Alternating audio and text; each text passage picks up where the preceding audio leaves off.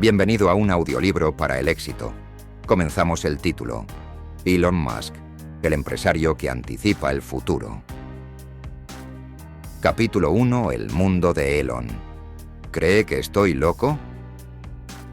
Elon Musk me hizo esa pregunta hacia el final de una larga comida en una lujosa marisquería de Silicon Valley. Sabía que Musk llegaría tarde, como siempre, así que había aliviado mi espera con un gin tonic. Se presentó al cabo de unos 15 minutos, vestido con zapatos de cuero, vaqueros de diseño y camisa a cuadros. Mide 1,85 metros, pero cualquiera que lo conozca dirá que aparenta ser mucho más alto.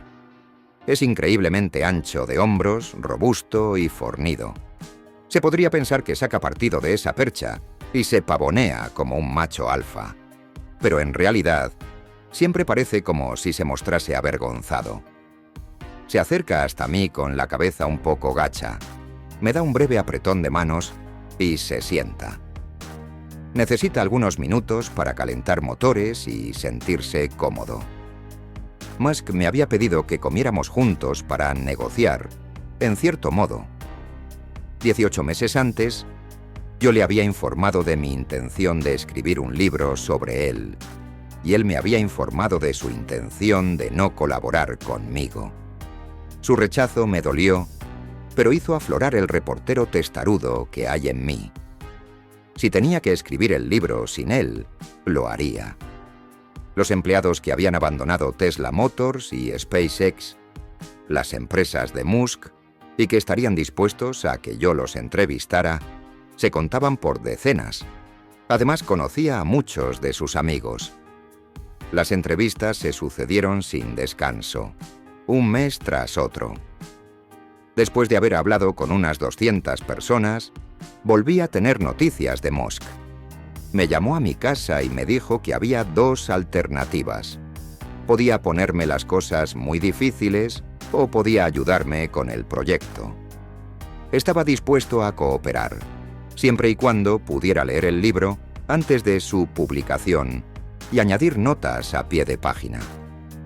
No tocaría lo que yo había escrito, pero quería tener la oportunidad de aclarar cualquier detalle que considerase inexacto.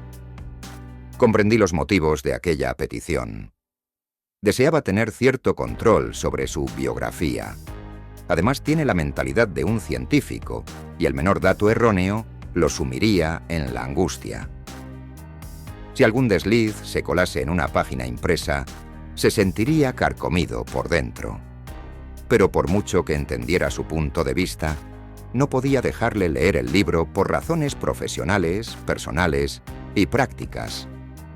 Musk tiene su versión de la verdad, pero esa versión no coincide siempre con la del resto del mundo. Es proclive a contestar de manera prolija a la más sencilla de las preguntas, por lo que no sería de extrañar que cada una de sus notas ocupara 30 páginas. Pese a todo, acordamos comer juntos, hablar y ver qué ocurría. Nuestra conversación empezó hablando de las relaciones públicas.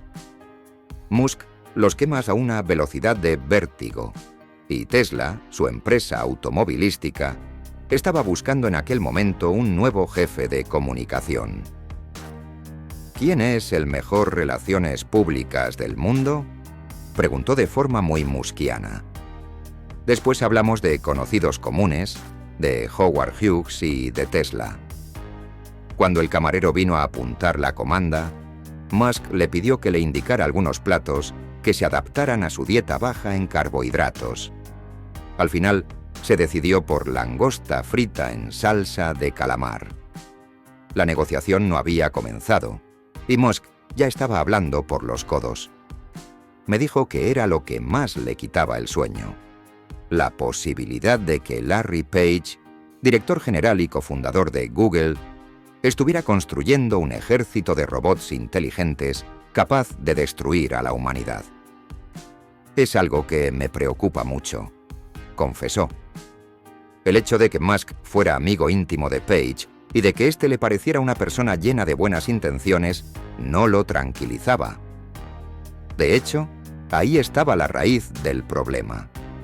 La natural bonomía de Page hacía que diera por sentado que las máquinas estarían siempre a nuestro servicio.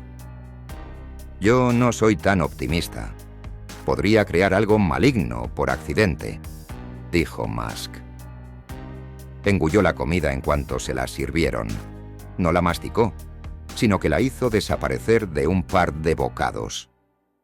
Como yo quería a toda costa que se sintiera a gusto y siguiera hablando, le pasé un buen trozo de mi filete. El plan funcionó durante unos 90 segundos. Visto y no visto. Pasó un rato hasta que conseguí que Musk dejara de hablar de sus sombrías previsiones sobre el futuro de la humanidad y se centrase en el asunto por el que nos habíamos reunido. Cuando nos pusimos a hablar sobre el libro, Musk me tanteó para saber exactamente por qué había querido escribir acerca de él y cuáles eran mis intenciones. En cuanto tuve la oportunidad, cambié las tornas y asumí el peso de la conversación. La adrenalina se mezcló con la ginebra y empecé a soltarle lo que, según mis cálculos, iba a ser un sermón de 45 minutos, desglosando todas las razones por las que debería permitirme investigar su vida a fondo, sin que yo le concediera nada de lo que él me pedía a cambio. El discurso se centraba en las limitaciones intrínsecas de las notas a pie de página, en la idea que el público se formaría de Musk ante aquel desmedido afán de control y en el hecho de que mi integridad como periodista se vería comprometida. Para mi gran sorpresa, Musk me interrumpió al poco de empezar y me dijo: «De acuerdo. La determinación es una cualidad que Musk tiene en la mayor estima. Respeta a la gente que no se da por vencida ante una negativa». Los periodistas que le habían pedido ayuda para escribir un libro sobre él se contaban por decenas, pero yo había sido el único pelma que se había negado a aceptar un no por respuesta. Y aquello pareció gustarle. El resto de la comida transcurrió en grata conversación, mientras Musk echaba por la borda su dieta baja en carbohidratos. Un camarero trajo de postre una gigantesca escultura de algodón de azúcar amarillo, y Musk la atacó con ganas, arrancando grandes trozos del sabroso manjar. El acuerdo estaba sellado. Musk me garantizó que podría hablar con los directivos de sus empresas, con sus amigos y con su familia. Comeríamos juntos una vez al mes mientras durase el proceso. Por primera vez, Musk permitiría que un reportero entrara en su mundo. 2 horas y media, después del inicio de la comida, Musk colocó las manos en la mesa y se dispuso a levantarse, pero en ese preciso momento se detuvo. Me miró fijamente y me lanzó aquella pregunta inverosímil: ¿cree que estoy loco? Me quedé sin habla por un instante, mientras me estrujaba las meninges intentando determinar si había alguna trampa oculta, y en ese caso, ¿qué respuesta debía darle? Solo después de haber pasado mucho tiempo con él, comprendí que la pregunta estaba dirigida sobre todo a sí mismo. Mi respuesta, fuera cual fuese, no habría importado. Musk había echado el freno por última vez para cuestionarse en voz alta si se podía confiar en mí y a continuación, mirándome a los ojos, emitir su veredicto. Al instante nos dimos un apretón de manos y Musk se marchó en su berlina Tesla modelo S de color rojo. Cualquier estudio sobre Musk debe comenzar en las oficinas centrales de SpaceX, en Hawthorne, California, en las afueras de Los Ángeles, a pocos kilómetros del Aeropuerto Internacional de Los Ángeles. Al acercarse al cubículo de Musk, los visitantes se encuentran con 2 gigantescos carteles de Marte colgados uno junto al otro. En el cartel de la izquierda se ve Marte, tal como es en la actualidad, una esfera fría y estéril de color rojo. En el de la derecha aparece una enorme masa terrestre de color verde rodeada de océanos. El planeta se ha calentado y ha sido transformado para acoger a seres humanos. Musk está empeñado en hacer realidad ese sueño. Convertir a la especie humana en colonizadores del espacio es el objetivo declarado de su vida. Me gustaría morirme convencido de que a la humanidad la espera un futuro brillante, me dijo. Si pudiéramos resolver el problema de la producción sostenible de energía y sentar las bases para convertirnos en una especie multiplanetaria, capaz de crear una civilización autosostenible en otro planeta, para hacer frente a la posibilidad de que ocurriera lo peor y la conciencia humana se extinguiera, entonces, planteó antes de detenerse un breve instante y concluir: creo que eso sería fantástico. Muchas de las cosas que dice y hace Musk resultan absurdas porque hasta cierto punto lo son. Por ejemplo, aquel sentido discurso sobre la salvación de la humanidad lo había pronunciado mientras una gota del helado de galleta con toppings de colores que le había traído su asistente le colgaba del labio inferior. La determinación con la que Musk se marca objetivos imposibles lo ha convertido en una deidad en Silicon Valley, donde los directores generales como Page hablan de él con un respeto reverencial y los emprendedores en ciernes aspiran a ser como Elon, con el mismo entusiasmo con el que en el pasado se esforzaban en imitar a Steve Jobs. Sin embargo, en Silicon Valley se tiene una visión distorsionada de la realidad, y fuera de los confines de aquella fantasía compartida, la figura de Musk suele despertar opiniones mucho más dispares. Es el tipo de los automóviles eléctricos, los paneles solares y los cohetes espaciales que vende falsas esperanzas. Nada que ver con Steve Jobs. Musk es una versión futurista del empresario circense P.T. Barnum, un señor que se hizo multimillonario aprovechándose de nuestros miedos y sentimientos de culpa. Comprémonos un Tesla y olvidémonos un rato del daño que causamos al planeta. Esa fue también mi opinión durante mucho tiempo. Musk me parecía un soñador bien intencionado, un miembro del club tecnoutópico de Silicon Valley, en el que los devotos de las teorías de Ayn Rand y los absolutistas tecnológicos consideran que sus ideas hiperlógicas son la respuesta para todo el mundo. Bastaría con que nos apartáramos de su camino para que solucionaran todos nuestros problemas. Dentro de poco podremos descargar la información de nuestros cerebros a un ordenador, relajarnos y dejar que los algoritmos se ocupen de todo. Muchas de sus ambiciones resultan inspiradoras, muchas de sus obras valiosas. Pero los utopistas de la tecnología nos aburren con sus clichés y con su capacidad de hablar durante horas sin decir nada sustancioso. Más desconcertante todavía, resulta el mensaje subyacente de que los seres humanos somos imperfectos y de que nuestra humanidad es una carga y habrá que tomar medidas al respecto. En algún que otro acto celebrado en Silicon Valley al que asistí, los pomposos discursos de Musk parecían salidos directamente del manual estratégico de los utopistas tecnológicos. Y lo peor de todo era que esas empresas con las que iba a salvar el mundo no parecían ir nada bien. Sin embargo, a principios de 2012, los cínicos, como yo, tuvimos que darnos por enterados de los logros de Musk. Sus empresas cosechaban éxitos sin precedentes. SpaceX lanzó una cápsula de carga a la Estación Espacial Internacional y logró traerla de vuelta a la Tierra. Tesla Motors presentó el Modelo S, una hermosa berlina completamente eléctrica que dejó sin aliento a la industria automovilística y bajó los humos a su capital, Detroit. Esas dos hazañas elevaron a Musk al Olimpo de los titanes de los negocios. Solo Steve Jobs podía vanagloriarse de haber logrado proezas similares en dos industrias tan distintas, lanzando a veces al mercado el mismo año un nuevo producto de Apple y un supertaquillazo de Pixar. Y sin embargo, Musk tenía otras ambiciones. Era además el presidente y el mayor accionista de SolarCity, una floreciente compañía de energía solar lista para pujar por un contrato público.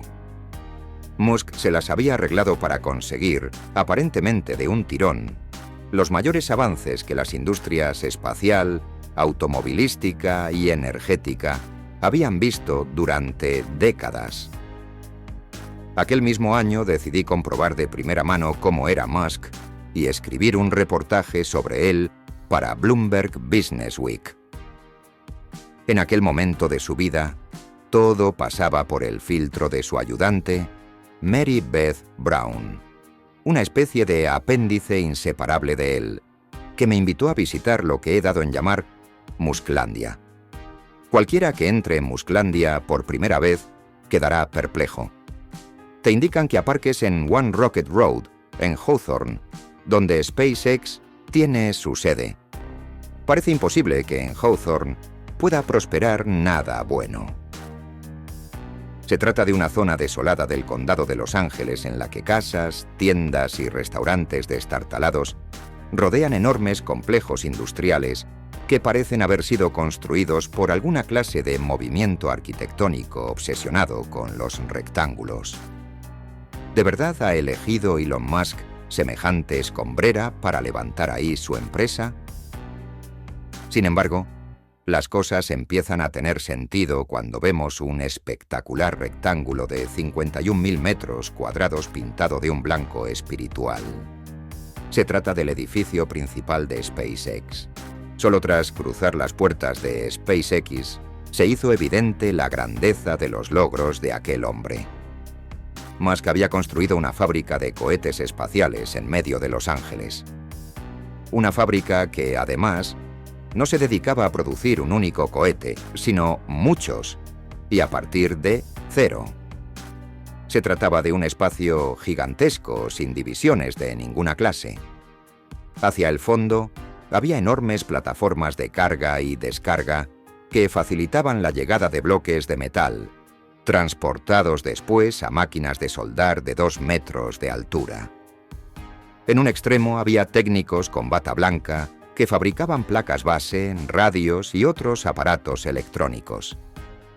En el interior de una cámara hermética, otros trabajadores construían las cápsulas que los cohetes llevarían hasta la estación espacial. Hombres tatuados y con pañuelos en la cabeza instalaban cables en los motores de los cohetes mientras escuchaban a Van Halen a todo volumen. Cuerpos de cohetes ya ensamblados estaban ordenados en hilera, listos para ser transportados en camiones. En otra parte del edificio, otros cohetes aguardaban unas manos de pintura blanca. Era difícil asimilar aquel espectáculo de un solo vistazo. Centenares de personas se movían sin cesar en torno a las máquinas más extrañas que uno se pueda imaginar. Aquel era solo el primer edificio de Musklandia.